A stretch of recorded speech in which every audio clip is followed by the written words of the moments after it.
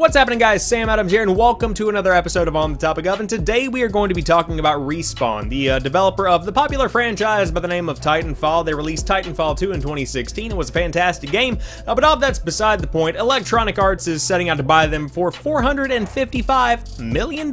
So before we get into what I think about this, let's talk about the money. $455 million is not just going to be written on a check and then thrown at someone's face. That's not how this works. It's pretty much broken down into three separate parts. The first of which is $151 million in cash, the second of which is $164 million in restricted long-term stock grants, and a third portion, which is a variable bonus of up to $140 million, all coming together to make that pretty $455 million number that we are seeing across headlines. Respawn CEO Vince Zampella did have a couple of things to say about the whole acquisition, and so he says, and I quote, "We have worked together a long time from the inception of the studio.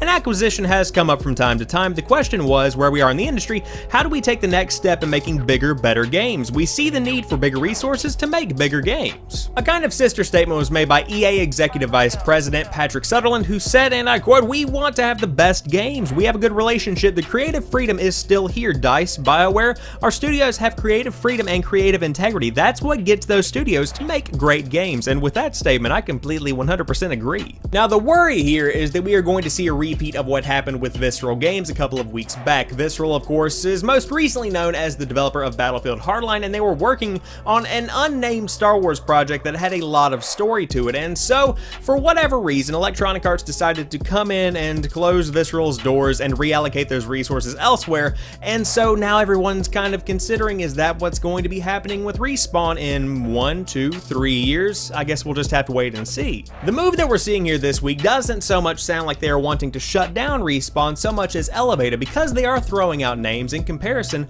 such as DICE and BioWare. Those are two really big studios, and so to make Respawn another BioWare or DICE could be the push that the studio needs and the resources that the studio needs to make the next big franchise, maybe even the next big Call of Duty. I'm sure that's what EA would love to have from the studio, which does have plenty of talent. There are some very talented people over there at Respawn. I mean, just look at Titanfall 2. That's some good stuff. Ultimately, this is just the tip of the iceberg. There is still a lot more of this story to come, but as for right now, what we know is that EA is set out to acquire Respawn for a significant sum of money, and what happens to the company? I suppose we'll just have to wait and see. So there you guys have it. I hope you have enjoyed this episode of On the Topic of. If you did, drop me a like down below, and in the comment section, let me know what you think about Respawn being potentially acquired by Electronic Arts. Do you think that this is something that has been a long time coming? Do you think it's a positive or a negative for the studio overall? Let me know in the comment section down below, and if you happen to be new to the channel, I do upload new stuff throughout the week, so there's always something new right here on the channel when you do stop by to watch some videos. But as for right now, I want to thank each and every one of you guys for watching this particular video. I will talk to you soon. Peace.